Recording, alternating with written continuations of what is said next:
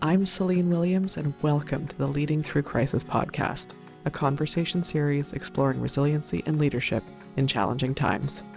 My guest today is a returning guest, the lovely Winkle Giulioni, who is the co-author of the international bestseller Help Them Grow or Watch Them Go, which is coming out in its third edition on September 24th. Welcome back, Julie. Thank you so much, Celine. I always like to, I love talking to you, so I'm excited to have you back and to talk about this new edition of your book, amongst other things. But before we get that started, despite being a returning guest, I am curious, when you hear the name of the podcast, Leading Through Crisis, what comes up for you now when you hear it, given it's been a few years since we last connected in this way? Yeah, and I just love the focus that you've got because, in business today, there is always some form of crisis. The crisis that comes to mind that really needs to be led through today, from my perspective, is the engagement crisis that we're up. I mean, Gallup has come out with the research. We are experiencing an 11-year low in terms of employee engagement. And Wow.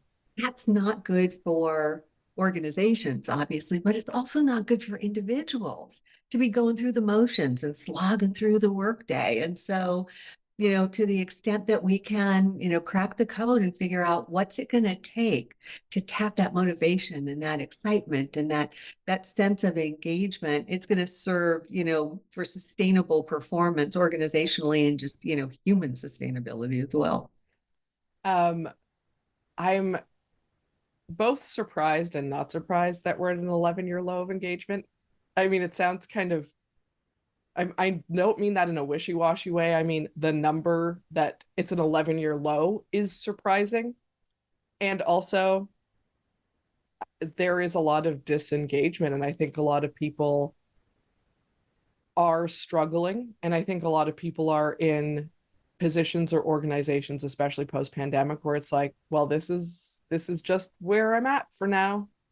Exactly. Well, and I think what happened during the pandemic, as we confronted our mortality in some cases and really had some time to think about the broader context within which our work operates, a lot of us, kind of decided, when I go back, I want a different kind of relationship with my work. If I'm going to go back and, put myself or my family on the line, if I'm going to, do the commutes, make those compromises again, it's going to have to be worth my time. It's got to be meaningful and serve me in a variety of different ways. And so when those expectations don't meet a reality that can deliver on it, I think it does. It has created that lack of engagement, and also the burnout, the emotional wellness issues that people are struggling with. So I would say, I don't think it's an overstatement, to be honest with you, to say that is a crisis in business today. It is a crisis, absolutely. Especially because the reality of the world that we live in is it's not like businesses are like, it's fine, we don't have to be profitable for a bit. We can all like take a moment and settle in. Sadly, that's not real. No, it's not. No, the expectations on the part of stakeholders, shareholders, customers, I mean, they just continue to escalate. We Yeah. used to talk about doing more with less. I Mm-hmm. mean, I talk to people now, it's doing everything with nothing. And so the pressure, I mean, it's a pressure cooker. Mm-hmm. Absolutely. And I would guess that in the newest edition of your book, congratulations on the third edition, by the way, that some of this is maybe part of I'm going to say updates. I don't know if that's the best word for it, but changes, the new aspects of this edition. Some of this is in the conversation. Absolutely. When our publisher came to us and asked us to consider a third edition, my first reaction was, oh, like what's changed? Content is still relevant. And it is. Mm-hmm. Context has changed, and that changes everything.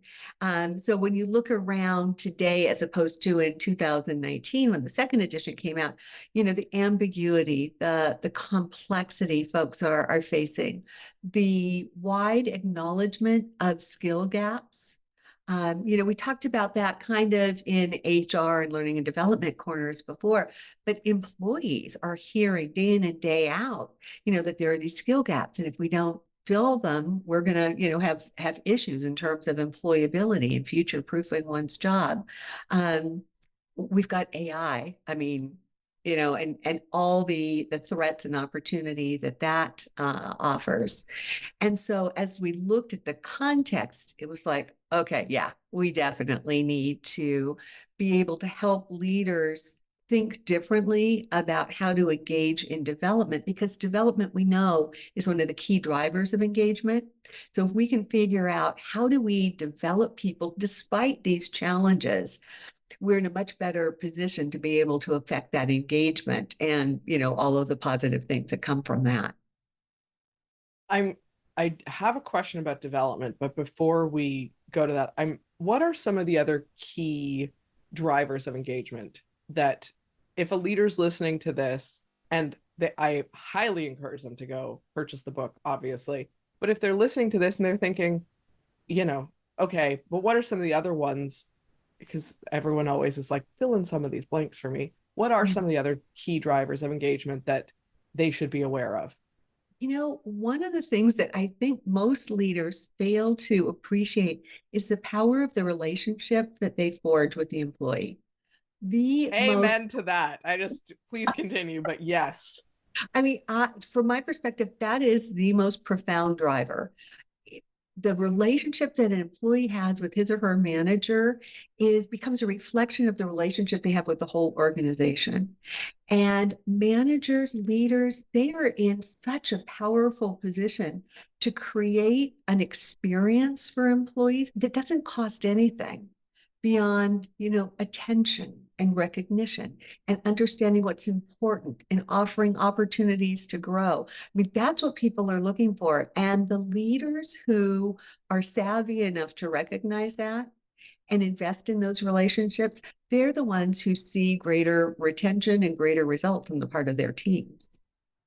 Um, I love that. And I would actually add, because I am a big pusher of relationships in organizations in general, I think that it's not only the relationship that leaders have with their, employees, their direct reports.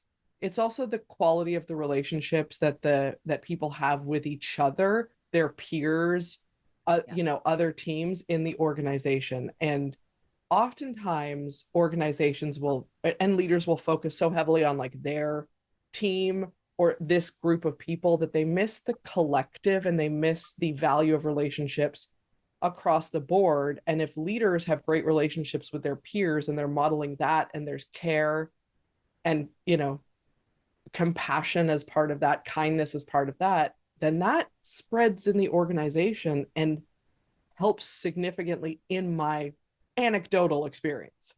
No, well said, Celine. And I think it becomes even more important today as we've got teams that are more distributed, more remote and hybrid work, where the manager may not be the central character in that employee's, play every day, but where you've got these other relationships that can nourish and fuel and where we can get great feedback, and coaching from one another. We don't have to rely exclusively on the manager. Absolutely. Thank you for that. I have not forgotten what I wanted to ask about development, which is a miracle because I often do. But when we talk about development, one of the things that I have seen a lot of in organizations and leaders struggle with is there may not be a direct path to a next role or a really clear, I'm at this level or this person who works for me or whatever it is at this level. And as the person who would be in the next role for this potential, for this, the person who reports to me, I am in the role that they would potentially be moving into. And they struggle to think about development outside of the path to the next role. And if there isn't a next role that's either free or obvious or whatever the case may be, they kind of dissociate from development as a whole. Yeah. Yeah, it becomes like an all or nothing sort of thing, promotion or no growth. And nothing could be further from the truth. But what you've just described is sort of the traditional definition of what career development looks like. And, you're moving up the corporate ladder or hopscotching around the org chart. And you've got, this massive plan with 18 steps that are going to get you from here to there. And I mean, you talk about old school. We look at the world today and how quickly it's moving. I worry so much about people who are so committed to their career path because who knows if that path is just going to lead to a dead end, because so many jobs are going away or shift dramatically. And where are the on ramps for all the new jobs that are coming? And so for leaders and individuals alike, I think the challenge is the opportunity becomes to expand our definition of what development looks like. Sure, we may have aspirations for different places in the organization, but those moves are just points in time. What are we doing in between, that both prepares us for what those moves might be that we want, but also gives us greater capacity and contribution and joy in what we're doing day in and day out? And to your point, to your question about development, whether it's a leader who's occupying the seat that somebody else wants or not, when leaders look around the organization, the successful, effective developers of others, at least, look around the organization, they see all sorts of kind of hidden in plain sight opportunities for people to grow. Sure, there are classes and workshops and that sort of thing, all very important, but there are also these gems just sitting around the organization, projects and work that needs to be done, voids, issues where nobody's taking care of it that are great opportunities for growth. Even just getting on a team where you get to rub shoulders with somebody who's got the skills that you're trying to develop. There are just so many absolutely budget neutral ways to offer development when leaders and employees alike start to get creative and break out of the position-based mold that we've been stuck in. I could, yes, absolutely. I think that is, I wish more leaders, I wish more organizations, leaders, employees, individuals were in a position to think about that currently. Because it is, I say this all the time that I think I feel for the students that are going through university or college right now, because in 5 years, so many of the things that they are learning are, especially if they're like very skill related as opposed to like theories, which not super applicable, but they're less likely to be irrelevant or outdated, whereas skills, they really are. And I say that because I think we're very short-sighted. And I'm curious when it comes to, so I'm a big proponent of feedback, both constructive and positive. And I think we should be doing way more positive feedback than constructive, but both are valuable. And to me, that is a easy starting point for development in the sense of the positive feedback lets us hopefully know what our skills are to build out more to continue to develop. And if you're working with a great leader, they can help you figure out what the opportunities that might match those are. And constructive feedback, and I mean constructive, truly constructive, not the way we often sandwich feedback, which I could go on a rant about, also then allows us to fill gaps for ourselves and say, actually, I do want to work on that, or I actually don't think that's a problem for me, and I'm okay not. So I'm the kind of question is with feedback, I'm not saying you're agreeing with this, but I think it's a great starting point. What are the opportunities with feedback for development, or how can this be blended into the bigger picture of development in organizations from your perspective? Well, I think feedback is really central to development. It's that, guidance system. So we're going in this direction, we're trying this, but how do we know it's working? Well, we've got some feedback that either says, yeah, yeah, right on the right track, keep going, or let's make some adjustments here. So I think it's a central thread within this tapestry that we weave that is development.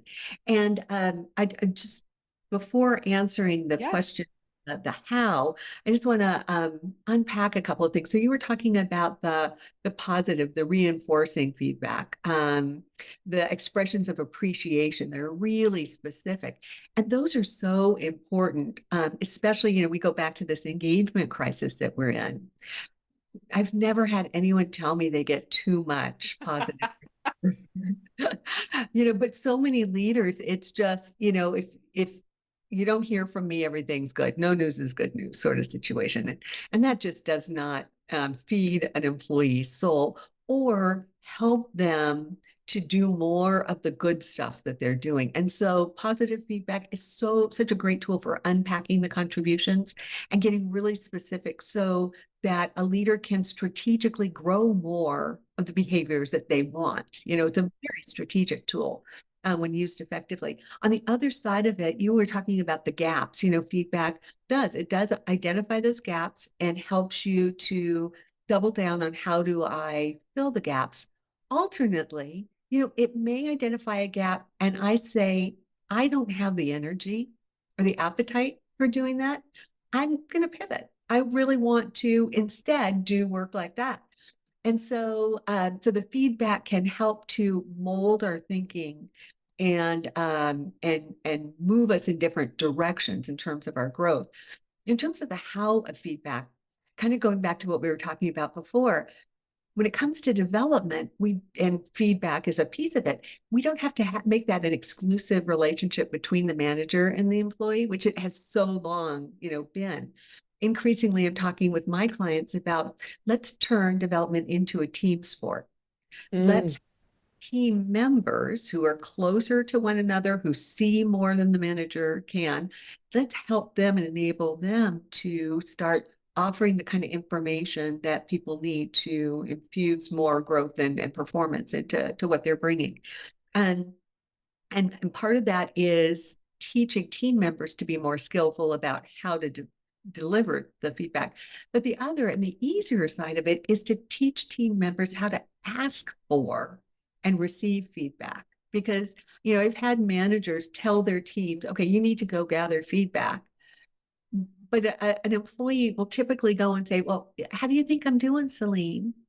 And Mhm. what are you going to do? It's just like, yeah, you're doing great. Right.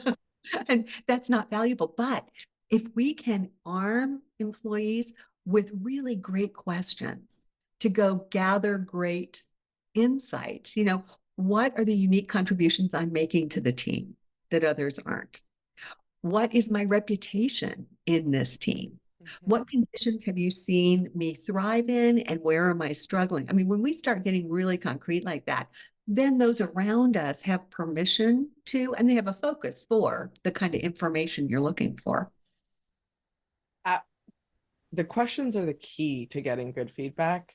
And I think we often underestimate the importance of inviting people into the conversation to give us feedback. And I'm also leaders, this is for you, because leaders historically do not get feedback or they don't do a great job of getting feedback from the people that report to them. They are great at giving the feedback. And I don't mean they do it effectively, but they're much more Generous. active. Yeah. Correct. They're much more generous in the giving of the feedback, but they don't invite it in, which then undermines any kind of culture of feedback that you're trying to create. And the reality is that we have to invite leaders need to be inviting feedback and they need to be asking the good questions. And it is going to be awkward. And I want to acknowledge this because I've run a number of sessions on giving feedback, and everyone without fail always asks, as a peer, it feels uncomfortable to offer feedback to another peer. How do we get around that? That's part of creating that culture and having the good questions. And when leaders model it, other people become more comfortable. Ah, well, and we need to redefine feedback too, right? I mean, because most people, when they hear feedback, that's like an F word.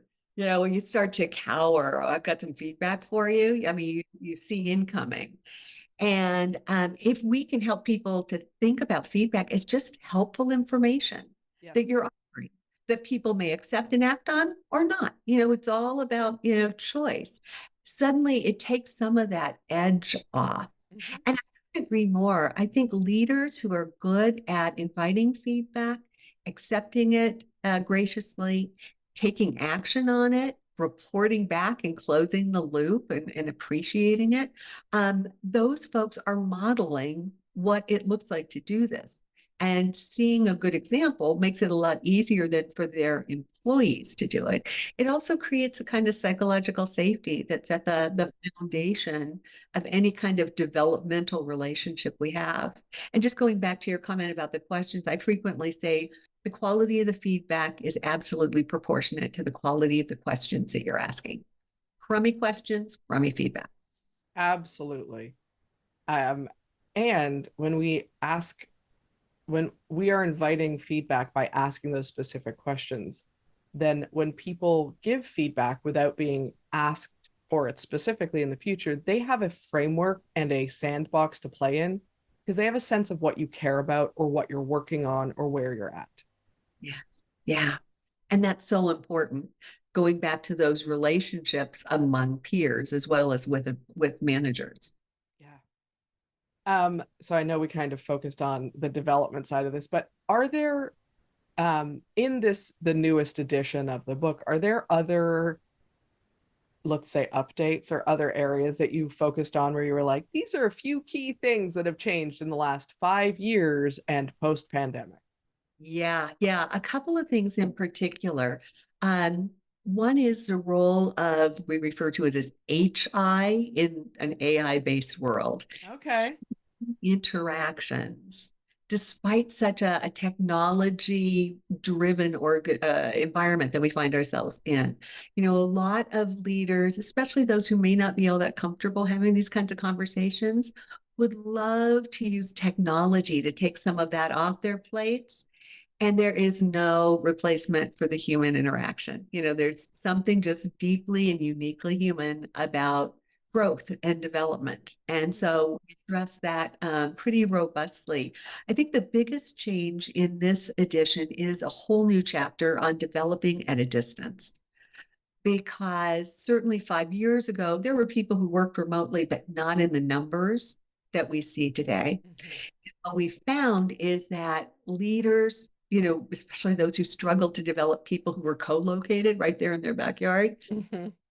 all that much more challenging once we were scattered to the wind. So we did some research, figured out that that there aren't any magic bullets actually. Did several, like 25 different interviews with practitioners and thought leaders. And the common thread, nobody had any, you know, I wanted a laundry list of 85 new things we could do. Didn't have that. But the common thread in everything they said is intentionality. Mm-hmm.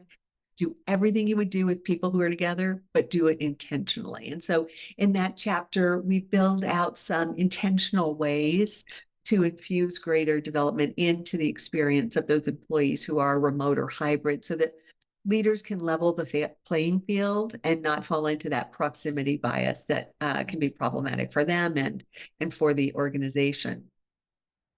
I And think then I it, guess the other two things are we put even more questions in. We've got more than 100 questions because we're such fans of the question driving the conversation. So we've got more than 100 questions in there.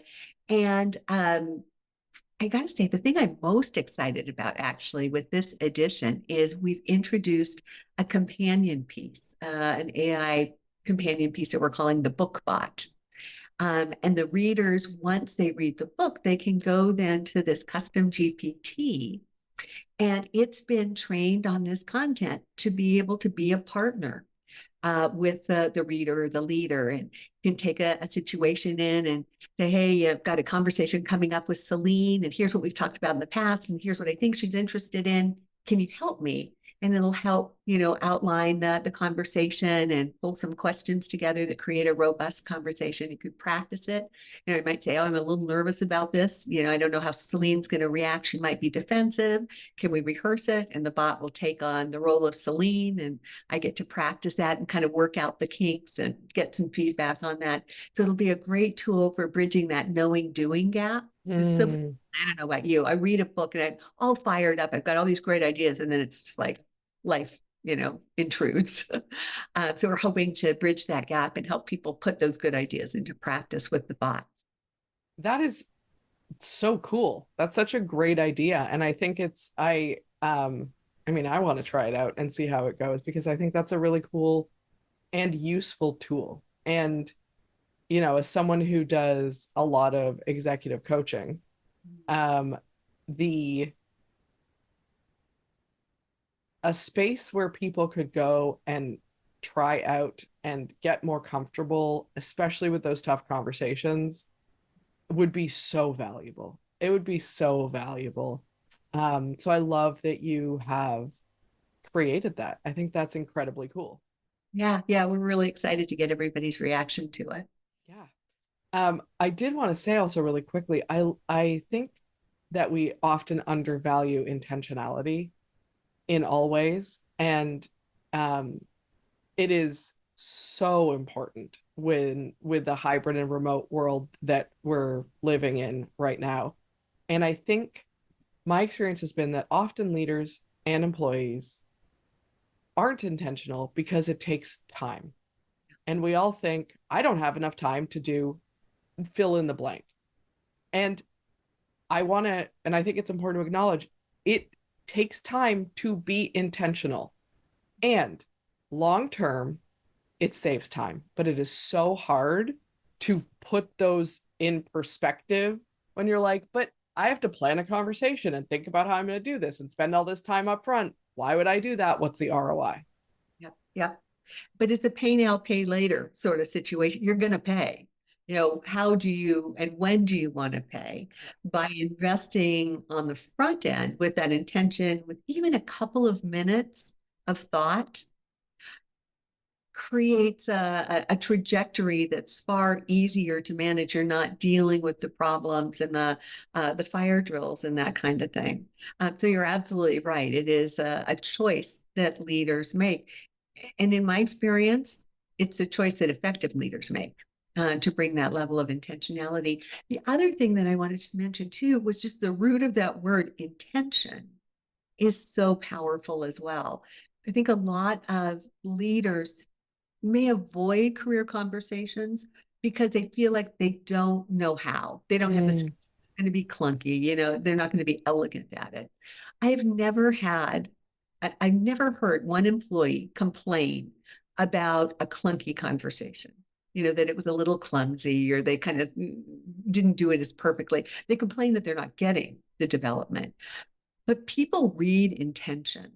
So when it comes to even feedback, if you don't have the right verbal formula, no big deal. If you're coming at it with the intention of being helpful and supporting this person, they'll work through the clunkiness and maybe poor word choices and be able to see what's in your heart as well.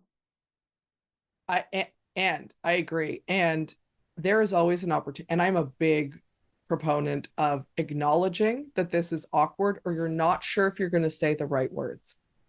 I want to have this conversation with you. And here's what I'm hoping because I see an opportunity for you, or I see it's something that it's about the other person, not about me. I see an opportunity for you. And this may not come out as smoothly as I would ideally hope. This might be a bit clunky.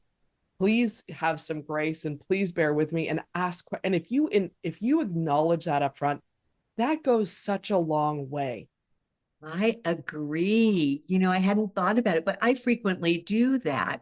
I'll say, if this might not come out as I'm intending, Yes. so give me a chance to clean it up if you Yep. take it the wrong way. Yeah. Right. I think it puts the barriers down and creates this authentic human connection with people. Agreed.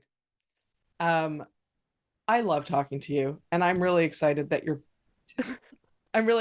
book is coming out. in just a few weeks from I think it'll be right around the time that the podcast is released. Um, there will be links to everything in the show notes. Is there anything that you would like to end on, or if there's somewhere specific you'd like to send people? This is the opportunity, Julie. Oh, thank you. Well, depending upon when this podcast hits, if it's before September 24th, we have a really lovely partnership with the folks at Athena Online. They kind of started the whole micro learning craze way back when, and they put together this lovely library of 8 videos of my co-author Bev Kay and myself. Excuse me, and they're giving it to us to give to people as a gift for pre-orders. So if anybody was interested in ordering before the 24th, they can just go to my website and the information is all there and we'll get you those videos. Perfect. And that will be linked up. And Bev K has also been on the show, and we love Bev. So it's very exciting that the two of you are together on this and this is happening. And I'm really grateful that you have come back and that you have shared this update with us. And I am so excited for your new book. It's so well deserved. Thank you so much. And thanks for having me back. Maybe third time will be a charm. Let me see what we can whip up for next time. Well, I'm sure you're working on yet another book that will be. Thank you so much, Julie. Thank you, Celine. Thanks for joining me today on the Leading Through Crisis podcast. If you enjoyed this conversation, please take a minute to rate and review us on your podcast app. If you're interested in learning more about any of our guests, you can find us online at www.leadingthroughcrisis.ca.